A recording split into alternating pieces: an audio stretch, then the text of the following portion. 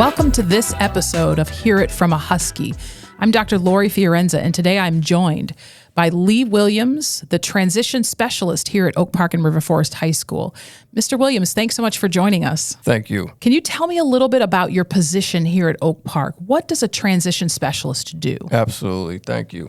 Transition specialist is a role that is very unique here at OPRF, but also unique in many different school settings across the area. I see my role as a person that creates and also guides students through resources that prepare them for healthy movement from the secondary setting to post-secondary opportunity. Okay. That role is particularly for students with an IEP plan. However, what I've learned through my role, as I've served through my role actually, is that many of the resources that I develop and guide students to are equally applicable to students in the general education setting. Mm-hmm. So the whole idea is to make sure that I, as a transition specialist, keep the school in mind, the school and the institution in mind as I serve students. Wonderful. I understand that you recently developed the College and Trade School Entrance Guide.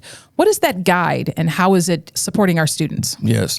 The College and Trade School Entrance Guide is a resource for students and families that gives insight into how to move from high school into the college or trade school setting in a healthy manner. What I mean by that is there are particular skills and practices that students need to know as they transition from high school into college or trade school, such as executive functioning skills, time management skills, team membership, healthy test-taking skills and practices, things of that nature. That College and Trade School Entrance Guides provide some insight relative to the appropriate steps to take to make a healthy transition into that setting.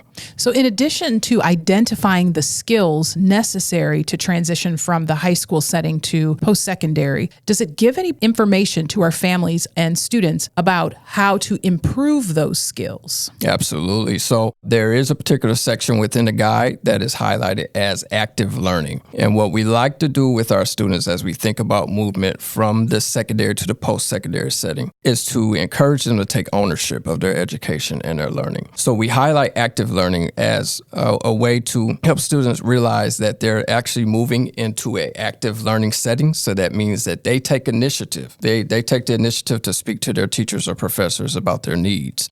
They take the initiative to prepare for tests and exams by taking notes or getting access to a test-taking guide, things of that nature. But the active learning piece is the big piece relative to this, helping students to really realize that they're moving from a stage where they have a whole lot of support to a stage where they have less support. So they need to become more active to take ownership of their learning. I also noticed that you have paired college and trade together.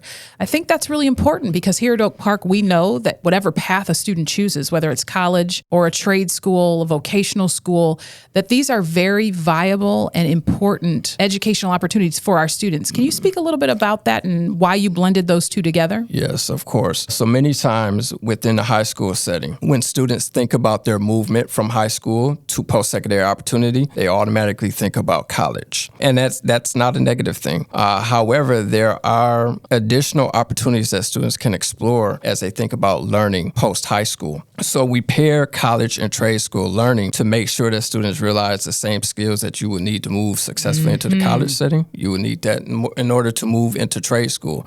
And furthermore, you would need those skills to move successfully into the workforce as well. So we make sure that we pair that conversation for students so that they see the connection between college, trade school, and entrance into the workforce. A key thing with that is also making sure that students feel comfortable within that conversation. So if we're only focusing on the conversation of college, for students that are well aware that they want to move into the trade school setting, they may feel a little left out of that conversation. So we make sure we pair that conversation of that shared learning that takes place between college, trade school, and movement into the workforce. One added piece I want to add to that discussion regarding trade school and thinking about getting access to this discussion. Many times when students come to my office and they ask about trade school, they say that they're interested in trade school, but they don't know what they want to do within trade school. Okay. So we immediately start that conversation with pointing out how there are many different access points into the trades. So to say, we know of our constructive trades, such as plumbing,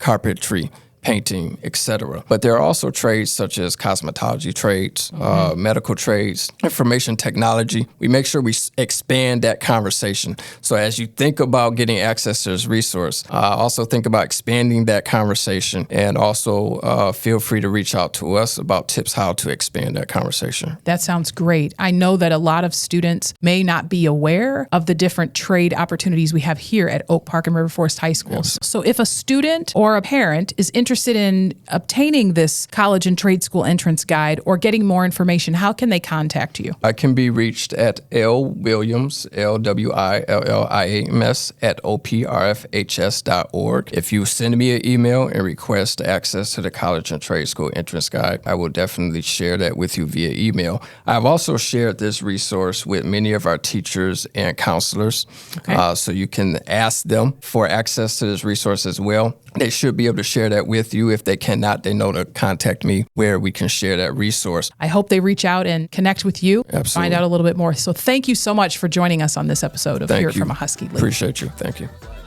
Thank you for listening to this episode of Hear It From a Huskie. Stay tuned for more from our Huskie faculty making an impact.